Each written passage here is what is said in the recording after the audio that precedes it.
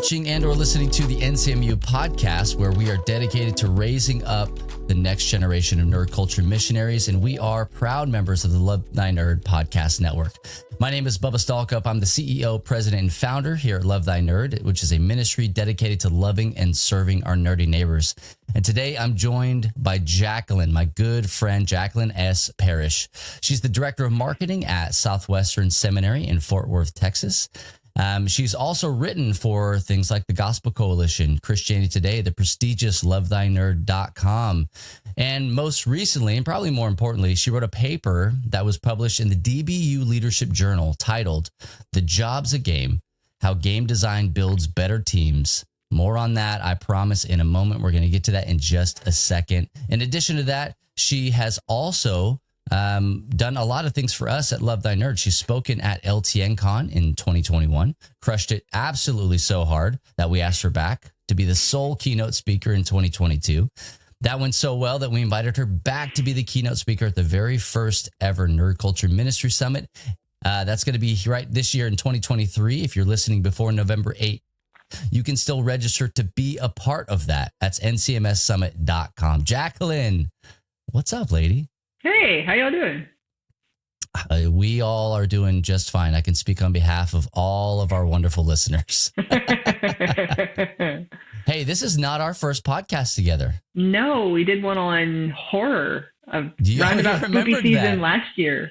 You'd be shocked how many people, you'd be shocked how few times Christians are like, please talk to me about horror literature. So it stuck out in my mind. It was such a blast. We'll have all the notes for that in the episode, but that's Church Nerds episode 56. We titled it, "Oh, the Horror." We talked about, you wrote an article called Holy Horror, and how there's like healthy spiritual connection with horror. It's fantastic. It's fascinating. My wife and I we still talk about that to this day. We're like, hey, Halloween's coming up. Should we talk to Jaclyn again? So go back and listen to that when you guys... I'm telling you, hey, we had people in our community, Jaclyn, that were like, that was fantastic. We never heard anything like that. Yay. There was literally just like maybe it was last week, I saw somebody in our community that just posted a devotional on horror. Did you see that? I don't know if you did or not. Yeah, I did. It was crazy. And again, it just clicked in my brain and I was like, we just had that conversation. There are dozens of us. Dozens. Tens of people, yeah. Well, hey, Jaclyn, we got a little bit of time here. You and I could go back and forth, just kind of shooting the breeze and talking jokes and talking about mosaic Spocks on your wall and all sorts of things. If you're watching the video version, please watch the video version. It's worth it, I promise. But hey, we want to kind of talk a little bit about where your nerdiness and your academia kind of cross paths. Because for us, in a very jealous kind of way, that adds a lot of credence to the things that we do, that people who are smart and stuff have gone to, all the colleges and are at the colleges and, dealing with other people in academia can speak into that space on behalf of nerd culture. So before we get so far into that, you play a lot of D&D. I do. I think a clinical amount of D&D. Yeah, it's fine. I can quit whenever I want. It's fine. I just don't want to. Yeah. I just don't want to. I think our team had our 5th anniversary recently. Yeah. We've been playing. We started playing, I think it was like 2018, and just kept playing. Played through COVID. Played on Zoom for about a year, and now we're back at it. We're actually in our 2nd campaign. Because our campaign 1 characters are all basically gods now. And so So are they looking down on the other characters? Do they interact? They do. That's been a lot of fun. Because 2 of the people in our current campaign are the twins of the people they played in the previous campaign. And so they're getting to have, it's great. Our DM gets to play their parents, and they get to have parental attention and therapy with craft versions of themselves. Yeah, D&D is just therapy with dragons. It's fine. Yeah. It's fine. Take those issues, work them out. It's great. So, yeah. So are you only a part of a single campaign right now? Yeah, I'm just playing one. There is really unhelpful voice in my head that every once in a while goes, "You should start a D&D game at work. Y'all can play on lunch break. You have so much free time. You can definitely do it." And it's like, I can't do that. I think I could find 2 or 3 people who would do that here at work. They might work in IT, but they might statistically likely, but they might definitely. Then I remind myself, like, IT. You don't have time to play 2 rounds of D&D. But yeah, just the one campaign. Tell that to literally every Friday. Everybody else that plays Dungeons and Dragons. Because like the first thing you do when you play D&D is you want more D&D. So yeah, every Friday I make the snacks. My husband's the DM. It's great. How long are your sessions normally? Oh, about 3 hours. About 3 hours. Our 2-year-old goes to bed, and then we just play until like 10 o'clock. And so it's a lot of fun. It has been really great. Honestly, our D&D 2-year-old sleeps the whole time. Yeah, he's fine. Every once in a while, we'll hear him back there just kind of like talking. It's like, "Hey, you're fine." Yeah. Because he is. He actually sleeps really well, and so he sleeps through it. And we've learned to yell a little bit more quietly when one of us rolls a nat 20. Right. So yeah. Well, that's awesome. So, I mean, how is the campaign going? How long has this current one been going on? When did we start campaign 2? I think this is actually our second. I think we're in year 2 of campaign 2. We're about level 13. I think we're at level 13. I'm playing. So great. I am playing a human cleric bard. She's from a family of clerics that got kicked out of their religion whenever they found out that it was a religion to a non-existent god. So they escaped from a cult. She's the youngest daughter, and she's basically like, her character is, everyone in her family is in ministry, and she's like, "I really love the whole religion thing, but I want to do rock and roll." And so she's a bard, and so I've got 1 level of cleric, and the rest is just bard. And I've got mad good charisma, and it is so much fun because I can talk between like guidance from the cleric, bardic inspiration for me, and I think I have a plus 12 to persuasion. I think I can max out at like 42 on a persuasion check. My DM really loves it because I just kind of do one of these and say whatever I want, and then roll a d20 and go, "Hey, it's a 36." Hi. And so it's been a lot of fun. Yeah. My first character was your typical edgelord character, really dark and broody ranger who's like, father has been tragically killed by zombies, and she was on a mission of vengeance. Oh, it's what you do when you play your first character. Everyone wants to be Batman. And so my second character has been like, everyone else in the party is like really dark and like lots of trauma and lots of stress, and she's just acting like she's in a Pixar movie, and I'm having a lovely time. My solution for everything is to just take out my banjolele and play something. So. Well, hey, it worked in things like The Witcher, so why wouldn't it work in your DM? Right? Hey, have you seen? I watch a lot of TikTok. I'm not afraid to admit that. All right, I'm part of the problem, not the solution. And so there is a video going around. It came back around just the other day. Somebody sent it to me about rolling for ADHD. Have you seen that? I haven't. Yeah. So instead of doing like, any kind of perception check or whatever check. Roll for ADHD. Roll for ADHD. And it's like, all right, hey, I rolled a 20. Okay, cool. You're creeping up. And before you got there, you remembered that you stayed up late the night before and you couldn't go to sleep. So you read everything there was to read on goblins. And so now you have an advantage. Or nice. One of them was like, they rolled a 2 and it was like, hey, you're creeping up on them, but you have this catchy tune that's in your head. So you start whistling out loud and you get caught. Yeah. And I was like, that is so good. That's great. Every game should have that. Game should have that. It's too real. It's too real. Yeah, it's just a little chaos roll. No big deal.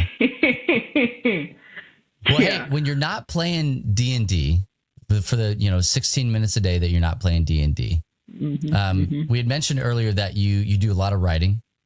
You've been doing, some speaking lately, a lot of it for us, which we highly appreciate that. We will use you as much as you want to be used. Y'all just keep letting me say words. I don't know when you're going to catch on.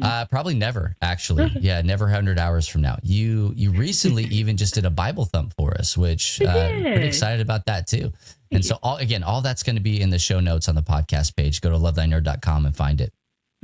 But you recently were published. I won't say you recently wrote a paper. You recently were published in the DBU, the Dallas Baptist University Leadership Journal. And your paper was called "The Job's a Game: How Game Design Builds Better Teams." And I pulled a little snippet from that because for me, this kind of wrapped the whole thing up. This was I don't know if it was or not, but for me, this was your thesis statement here. And this was games, it would seem, are extremely effective systems for directing, managing, and optimizing human action. Can you speak a little bit on that and how it kind of informs the rest of that paper? Yeah. Well, one of the things I talk about in the paper is that games are weird. They don't actually make sense. They're unproductive. They don't earn us anything. They don't make us any money. And like the actual activities themselves are nonsensical. You're trading colored cards. You're stacking pieces of wood. You're moving pieces across a colored board. Like it doesn't mean anything. It's meaningless, but we do them and we find them not only bearable, but actively enjoyable. We would rather do them than do other things. And so my logic was if you are what Robert Cialdini would call what does he call them? Persuasion professionals? Compliance professionals. There we go. If it's your job to get people to do stuff, you might want to look at game design and see how does game design get people to do stuff? And then how do you structure your systems in a way that motivates people to do the things you want them to do? And one of the things I did was line up, basically what I do in the paper is line up, here's what makes a game, here's what a game is, and then laid that on top of a book by, I hope I'm pronouncing this right, some writers called Kouzes and Posner, who write a lot about good leadership, and basically showed like, here's all these game design principles of what a game is, and here's all this research that these guys have said that show what people want in a good leader, and guess what? They're the same. They're the same. And so things like in a game, you need to have clear expectations and a clear goal. In leadership, you need to give your people clear expectations and a clear goal. You need to make the way you reach your goal very clear. You need to make the way you reach your goal really clear. You need to make sure there's agency. It's no fun to play a game and like be pushing buttons and nothing happening. In the same way, you need to make sure that you set your workplace and your team up in such a way that what people do at their job actually drives results they can see. Otherwise, they're just kind of doing things and not seeing any results. That doesn't feel good. And games also have some kind of a feedback system, is what I believe Jane McGonigal calls it in her book, Reality is Broken, where games, as you're playing a game, you can see and perceive very clearly if you're winning. I have more money in Monopoly. Oh, my XP is going up. I'm progressing through the storyline in the video game. In the same way, when you're building a team in the workplace, you need to make sure that your people can see the results of their work beyond just like, hey, good job today. Like, that's nice, but I like to see, sales for this particular concert have gone up 10%. Oh, we've got this many more people registered for this particular event. Being able to clearly see kind of the Kickstarter progress bar up, that's very satisfying. And so that's basically what I talk about in the paper is, hey, if you design a game and if you're building a team, these are the same principles. That's how it works.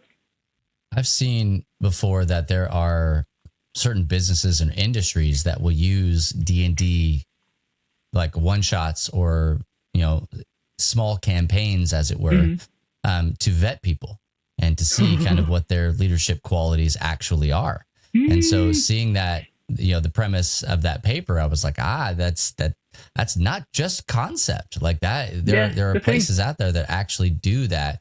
They start to interview people before they're being interviewed, just by seeing how they would react in a certain situation. Like, oh, well, hey, actually, when we were raiding this, this village over here, man, you went way too far, or you deviated from what we decided to do as a team, and it didn't benefit That was, I was watching you before you knew I was watching you, kind of a deal. See, that's funny. And that is a little scary because you get to know people. You get to know people in a way through D&D and other TTRPGs, I think, as well, that you don't in real life. And that's both very exciting and sometimes very scary. I think it was not Gene Hackman, the other one, played Hook. Dustin Hoffman. Dustin Hoffman says that the way you film. Yes. The way you play a character is you find the part of yourself that is that character, and then you expand on it.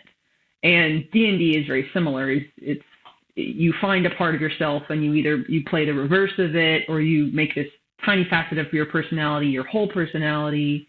Like my character right now is basically me at age 7.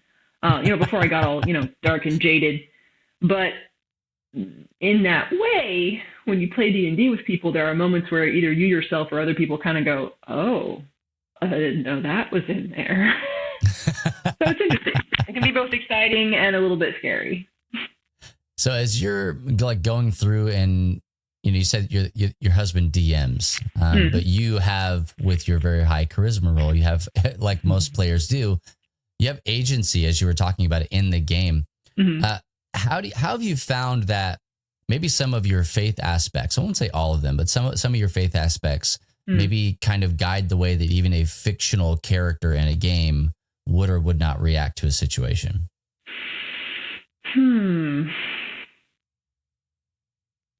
It's a good question. I do know, it's probably closely related to my faith that I don't find it fun playing an evil character. That's not fun for me. It doesn't mean it's immoral for other people who enjoy that, but that's just not fun for me. Probably because that part of me should just put that back. Don't pretend that's not there. I don't need to let that version of Jaclyn out. But I do know that in our current campaign, like I said, I'm a cleric bard, but I do follow a god, and I follow the creator god of this particular world, who left the world and is currently residing in the plane of Pandemonium, because his greatest follower thousands of years ago, and he had a falling out, and his follower fled to Pandemonium, and basically this god has spent centuries waiting in Pandemonium outside his tower, waiting for reconciliation. And knowing that as the mythology, I was very interested in playing a character that worshipped a god like that worshipped a god who had become incarnate at one point, had meaningful relationships with the people who followed him, and who also was willing to go to great lengths for reconciliation with one of his followers. I found that very appealing to me, and I'm sure that comes, if you've had 5 minutes of Sunday school, you can see the parallels that are happening there. Yeah. So that is one way I've found that my faith informs how I play D&D. Would you find, because a lot of people that listen maybe to this podcast or have dealt with people who don't listen or just know what they know about D&D, Satanic Panic, all that stuff, everything gets looped just into one big bowl. What would you say to them to kind of help them understand the freeing nature of maybe walking through some of the faith questions that people might have, and working out some of the things that they can't ask in church? Yeah. Being able to do that in a fantasy setting in something like D&D. Yeah. One of the things that is the key difference between the world of Dungeons and Dragons and our world is that there is a pantheon as opposed to a single god, and that makes for a very, very different dynamic religiously within the world. That's a completely different dynamic, having many gods as opposed to just one. Also, the gods of D&D aren't sovereign, and they aren't omnipotent the way that the Christian God is. This is why you can never give gods a stat block, because if you give gods a stat block, what do the players want to do immediately? Fight it. It's a level 40 character. It's got level 20 spells. I don't care. All I need is enough wizards casting fireball. Yeah. But that's one of the things that's interesting about playing in a world, and like imaginatively playing in a world of multiple gods, is that your relationship with that god as a fictional character is very quickly measurably different than what your relationship to the Christian god would be. Because it's one thing, you have a menu of options to choose from when it comes to gods. Some are fun, some are not, some are evil, some are benevolent, malevolent. And also the gods are limited. They have agency within the world. They work through their people. They occasionally work miraculously through their followers, but they are not sovereign or are omnipotent like the Christian God is. And that actually the experience of that in a multi-deity world actually makes the Christian experience, it highlights the differences of what a Christian experience is in terms of how you relate to the God you worship. It's a very, very different experience. It feels a lot more like it feels a lot more transactional D&D religion, in the sense of like, I follow this particular God. It's more like being in their employ and supporting their cause, supporting the principles they stand for, as opposed to Christianity, which is less about choosing a God and more acknowledging that this is the only God there is and submitting to ultimate reality. Those are two very different things. And that I think kind of imaginatively playing in a multi-God world makes what's desirable about Christian religion more obvious. Okay. That's really cool. Hopefully that's insightful for, anybody who is thinking about that or is struggling with it. I know that I asked that question specifically because I know that we've had that conversation over the course of several years in a lot of different areas. Yeah. And so I like to get those words out for people who may this be the first time that they're ever hearing you or seeing you. And again, please come hang out with us at the summit, ncmsummit.com, November 8th through the 10th. Hey, Jaclyn, can you tell us a little bit about your calling into ministry? And I know that is just a big old ball of wax, but really kind of what I'm thinking about is the moment that you started to kind of let your academia, your work life and your play life really intersect. Well, it was probably freshman year of college. I grew up in a family that was really, they were fine with me reading Harry Potter. My mom was uncomfortable with me reading Left Behind, but that's another story altogether. Harry Potter was fine. I didn't get in trouble for watching Atlantis. Like, my family was pretty chill about all that, despite being a Southern Baptist minister family. And so I didn't go into college with a lot of baggage of, all this pop culture stuff is probably secretly evil and I should stay away from it. It was pretty much like, I like this and this is tasty and that's fun. This is good times. But what changed my freshman year of college was a class I took called Developing a Christian Mind by a man named David K. Novgel. And in it, he walked through the basics of what he calls the Christian worldview. And the way he painted it was a very simple way he painted it that I'd never heard before. And the concept he simply introduced me to was like the whole world was created good. The whole world. All of it. Light, English breakfast tea, grandmother's, strawberry jam, everything is good. Everything is fallen. And everything is being redeemed and will ultimately be fully redeemed at Christ's second coming. And one of the things he emphasized over and over again is that you can lead a life of eternal significance and value outside of ministry. Because up until that point, I'd kind of gotten the idea, more by osmosis than actual education, that the best Christians were missionaries, and then the second best Christians were like people in ministry, and then everybody else. And mostly to everybody else, their professional lives really only existed in order to make money, in order to give money to the ministers and the missionaries. And his class introduced me to the idea of, you can lead a life of direct significance, not derivative significance. If you're a stay-at-home mom or a pastry chef or a novelist or a sculptor or a landshoreman, longshoreman. Yeah, you can tell I grew up in West Texas. Anyhow, I'm not really sure what a longshoreman is. It's something nautical. But he was the first person to introduce me to the idea that all of it's basic creation mandate, cultural mandate, image of God type doctrine I know now, but it was revolutionary to me at the time that I don't have to be in ministry to do stuff that is good, true, and beautiful. He tells a story. Sorry, he passed away recently, and I'm still pretty sad about it. Mm-hmm. He tells a story in one of the books he wrote about he had been, as a young scholar, he had been writing about these ideas in a book he later published, and thinking about the idea that everything matters to God, that the physical world, trees and flowers and architecture and archaeology and homeschooling, like it all matters to God. And he was thinking through all this as he was eating these mashed potatoes, and he had the thought, does God care about these mashed potatoes? Do these mashed potatoes really matter to God?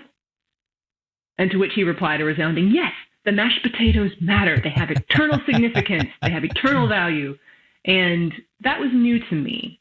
That was the first time I heard really laid out clearly in a way I could understand. You don't have to be employed at a church to have a life of significance.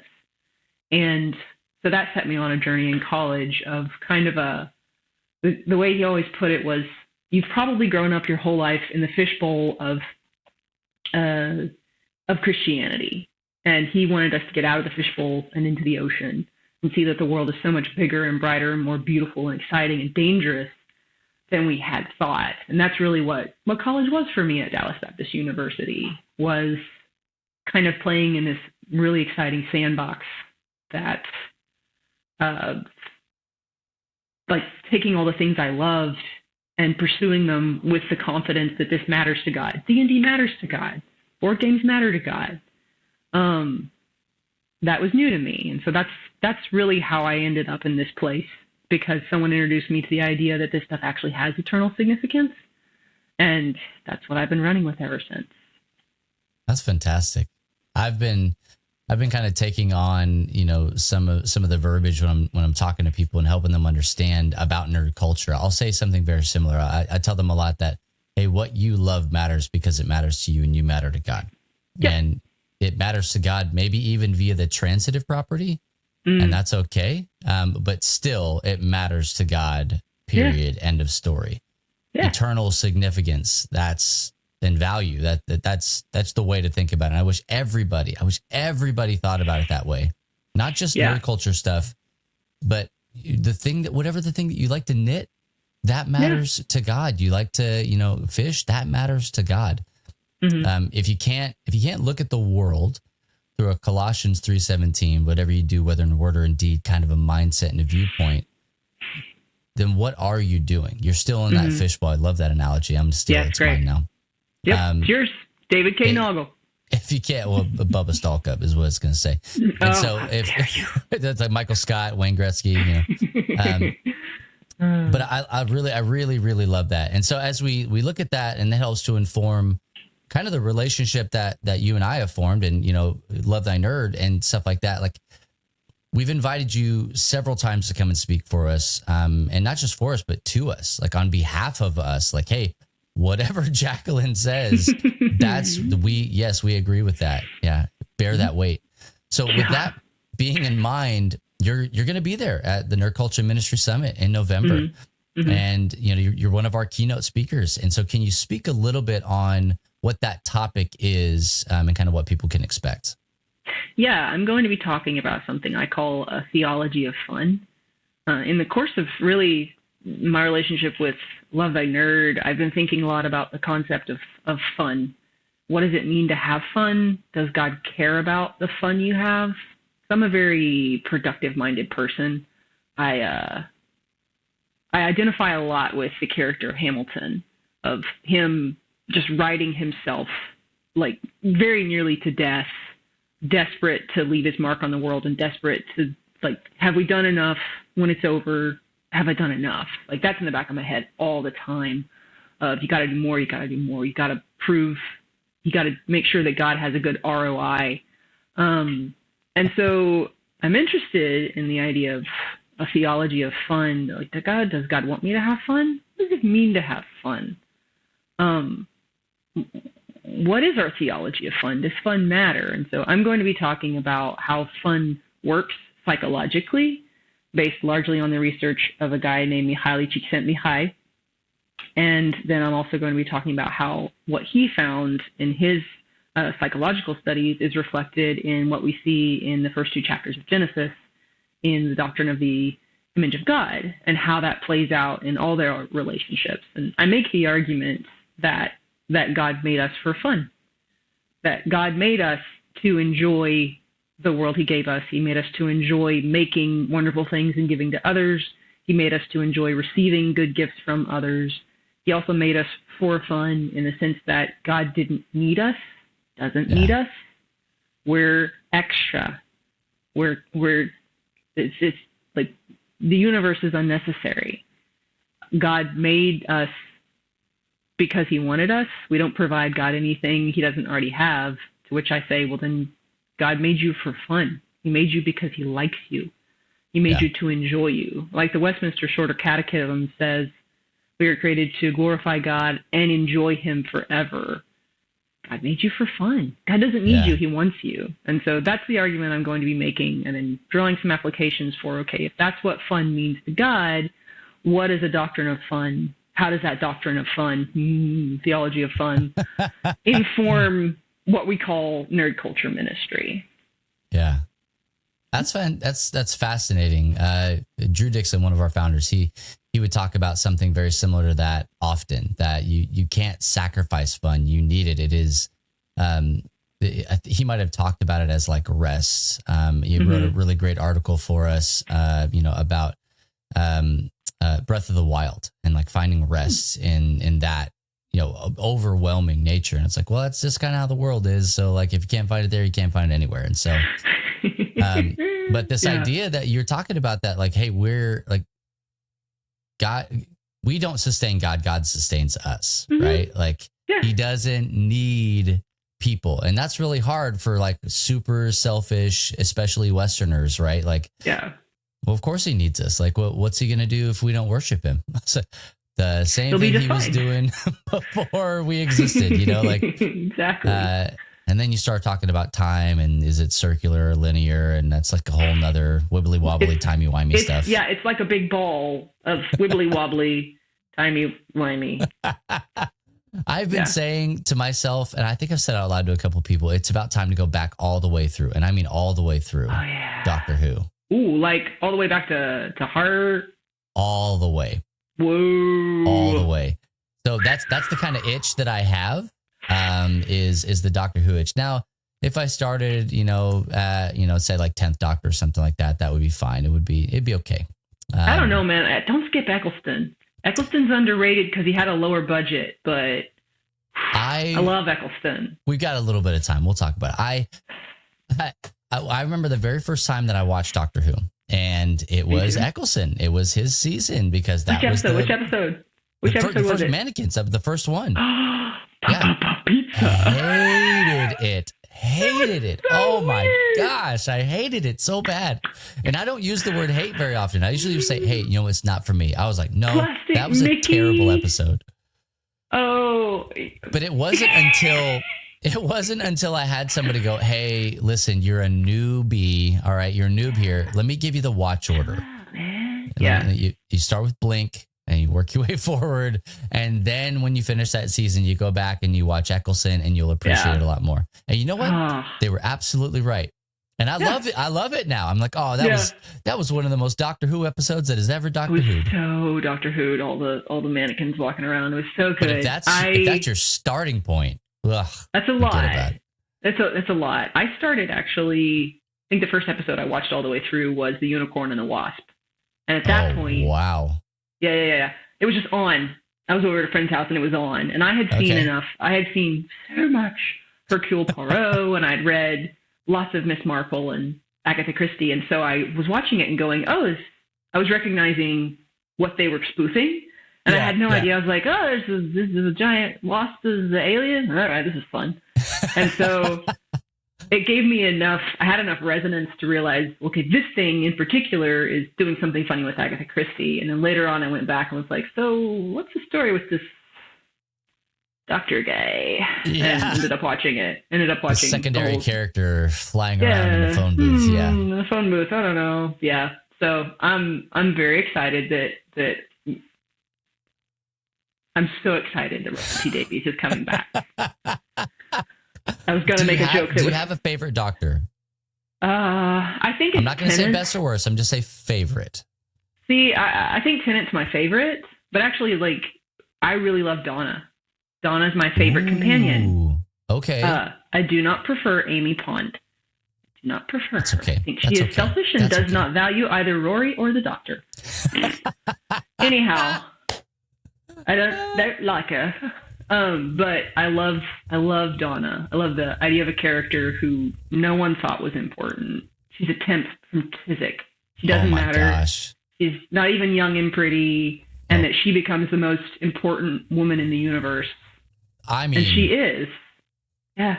Oh my She's gosh, incredible. dude. So the fact that we're not just getting, another episode or two with Tennant, which is great, but that Donna's coming back. Yeah, because the way her character got written out, spoiler alert, it absolutely broke my heart. Again, 1,000 years ago, right? And so, like, for me, since you asked, for me, my favorite is Tenet.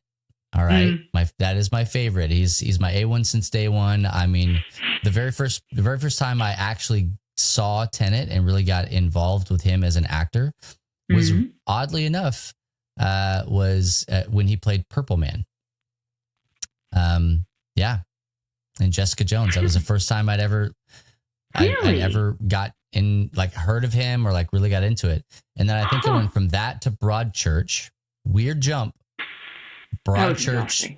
Broadchurch back to British Broadchurch, or the travesty that America visited upon Broadchurch. I don't know what's the difference. One takes place in America. Oh, okay. Well, I mean, I watch all of it, and so like, was Tenet in both of them? Yes. No, they made there's a British show, Broadchurch, and then America was just like, we're going to do the same thing, and they recast the female lead as, shockingly, like 20 years younger and hot. Oh, wow. And good for her. Because America. Yeah, and then they just like took David Tennant and put him over here and had him say the same lines but with an American accent. Oh, no. I got him. Got the OG. What was he, like, Scottish or something like that? Like, it was like he was. Yeah. That's what I got. Oh, it would. Hey. Good. I don't. This is one of those moments where I would say, I don't know that I necessarily recommend Broadchurch, but I watched it. It's difficult to watch. Yeah. Very challenging. It's a heavy, like, every season of it is a trigger warning because it deals with something like really deep, and like brooding, massive cover-ups, huge crime, all sorts of stuff. Yeah. But he's a fantastic actor. So I watched that and I was like, oh, I will go to the moon with this guy. And they're like, hey, he's in Doctor Who. And I was like, well, I don't know if I'm that much of a nerd. Turns out I am. I am exactly that much of a nerd. And so, so he's my favorite. Yeah. If I were to do, like, categorically best, subjectively best, right? Not objectively, I would have to say it's Matt Smith. Now, hear me out. I think Tenet, again, favorite doctor for a lot of reasons. He didn't have the storytelling and the writing that Matt Smith had. Oh, you and I differ very much. That's okay. Hey, Jaclyn, you're allowed to be wrong. That's totally fine. Wow. I'm sorry. We're not like, no.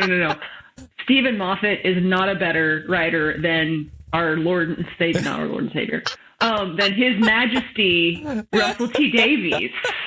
There's a reason that they're dragging RTD back to right. Okay, so you're right. You're right. And I don't know what was going on at that point, but I know, like, the reason that David Tennant is so, like, wildly, like, just welcome to the Doctor Who podcast, everybody. Yeah, he's so wildly, like, beloved. Now.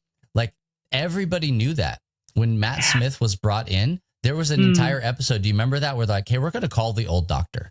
And it was David Tennant. And David Tennant's like, hey, I'm going to talk to you on this phone, but I'm talking to everybody watching this. I'm not coming back. Hand it over to Matt Smith. Yeah, it's just not true. Not true. Hail to the chief. We have to, anyhow. No, I'm excited for. I don't know if I'm going to pronounce his name right, but I'm excited for Nkutagatwa. If we couldn't have Idris Elba, that sounds great too. No, but what I'm really excited for is Russell T Davies. RTD has a way of just breaking my heart every time. I just keep coming back for more. Yeah, make it hurt. Make it hurt, Russell. Why do I do this? I love this show. I just like there are very few episodes in Doctor Who where I just look at it and go, I probably could have missed this one and we would have been just fine. Very few episodes. Most of them are like, that should be required watching. Yeah. Love and Monsters. That's the one that everyone's just like, no, I'm not talking about that one. I don't know if you know which one I'm even talking about. I could take it or leave it. And so like, I look at it and I'm like, all right, well, that's the same thing with every episode or every season of every show, rather, right? Like there's some that are in there that it's like, maybe Loki's onto something with 6 episodes. Maybe we're onto something with that, right? I've actually thought this recently, watching back through Buffy the Vampire Slayer. Is that we're running out of time? Sorry, Jaclyn. All right, you gotta stay on mission here. Yeah, but like there's way more episodes than are needed. 20 episodes in a season? Oh, man. A literal conversation I had with somebody just yesterday, actually, was, do you remember watching 22 episodes? And had just being like, you would get the episodes where it would cut away a cliffhanger and you wouldn't even come back to that story for 3 weeks.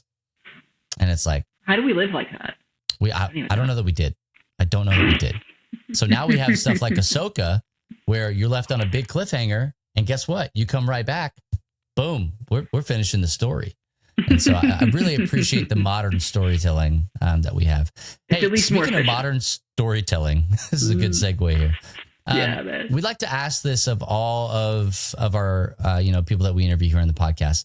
If you could go back to that intersection point where you're starting to have your faith and your academia, your nerdiness and your academia and your faith, that three-way intersection right there. If you could go back to that point and tell Jaclyn something that you know now that she should have known then, what would you have said? You can have more friends than you think if you'll look for them. One of the things I love about nerdiness is that it brings people together. And we need a lot more things that bring people together. And the longer I've been a nerd, the more people I've met that are very, very different from me, ideologically, personality-wise, background. That because we're nerds about the same thing, it's just enough, like that square inch of common ground is just enough for us to figure out how to be friends in the midst of all the other ways we're different. And that has been, I think there are friendships I could have enjoyed in years past if I had been willing to lean more heavily on that square inch of common ground than on the potentially miles and miles of differences I had with people. And so I think that's what I would tell my younger self. You have friends where you don't think. You can if you'll try, and it's worth it. That's good. That's good. Some of you may have heard that some other place before. I won't tell you where. Hey, Jaclyn, where can people find you online? They want to follow some of the stuff you're doing. I'm on Facebook, Twitter, Instagram, LinkedIn as Jaclyn S Parrish, the 2 R's on everything. I'll be honest, I'm not really active right now. But if I write something, I post it. So if you're interested in anything I write, it will eventually show up on there. I'm probably most active on Facebook just because that's where our Facebook group is for our D&D group. So I have to have a Facebook. I'm in the LTN Discord a whole lot.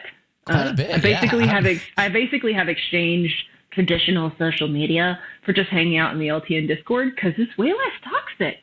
Wow. And it's like full of like nice people who respect boundaries. And so that's more or less where you can find me. Like I would be flattered if you follow me on any of the other ones, but just be aware I don't say very much. That's awesome.